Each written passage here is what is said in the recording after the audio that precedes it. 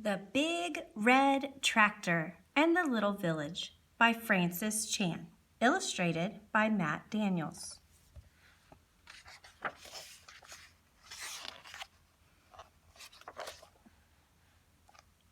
Once upon a time, in a happy little village, a big red tractor lived in a cozy little shed. Each year, when the snow started to melt, the villagers knew it was time to plow their field. So every morning, they'd go out to the little shed and wake up the big red tractor. They loved the powerful put-put, kaboom noises he made.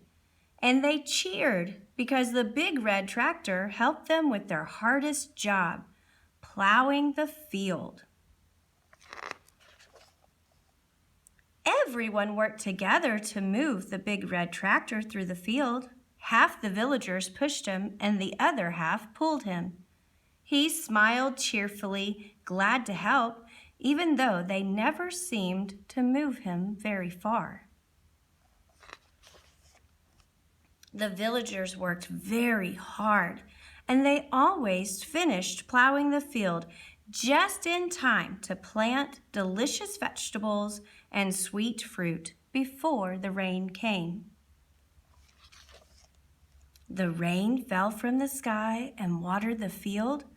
Then the sun came out and made the seeds grow. Finally, the villagers gathered all the food in large baskets. Everyone celebrated. Everyone shared. There was just enough food to feed the whole village. Then, one cold day, something amazing happened. Farmer Dave was cleaning out his attic and discovered a book tucked inside an old chest. It explained how the big red tractor had been made, and it showed powerful things no one knew he could do. Farmer Dave stayed up all night reading the book. He couldn't wait to tell everyone what he had discovered.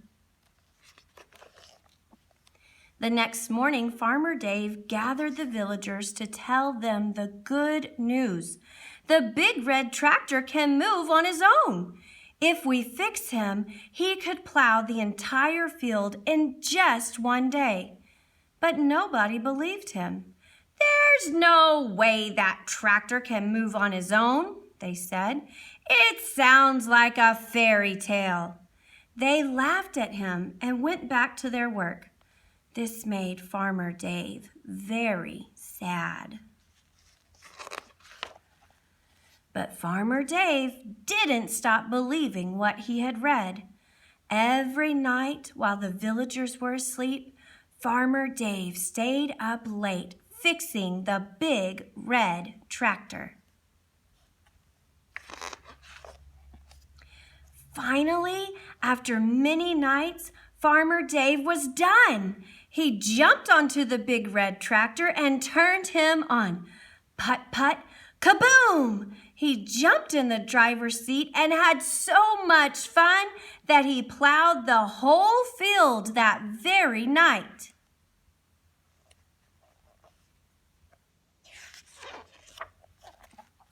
The next morning, the villagers woke up to a huge surprise. Their work was done for them.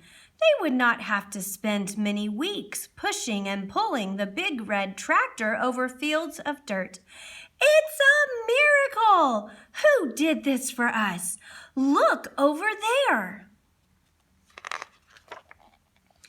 It was Farmer Dave sleeping on the big red tractor.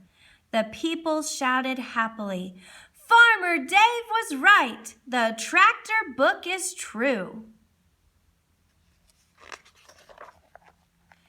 That year, the villagers plowed and harvested many fields. They had so much extra food that they were able to share it with people in other villages who needed it. When they visited other villages, Farmer Dave and the big red tractor always took the book with them so they could teach others the wonderful news they'd learned. The little village kept sharing, and the villagers became known as the most generous people in the world.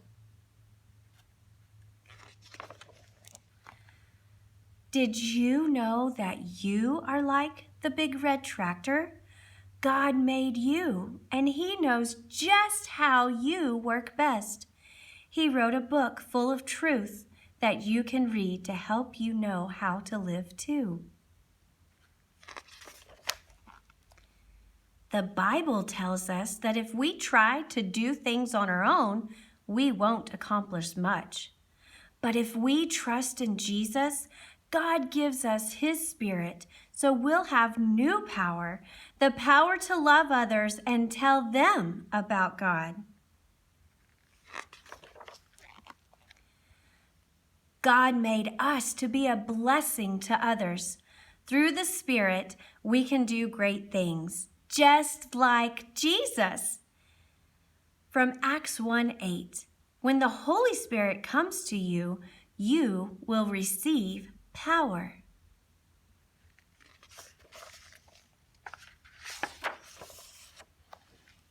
I hope you enjoyed this book, The Big Red Tractor and the Little Village. And don't forget, you can look up so many fun activities to do along with this book. Bye!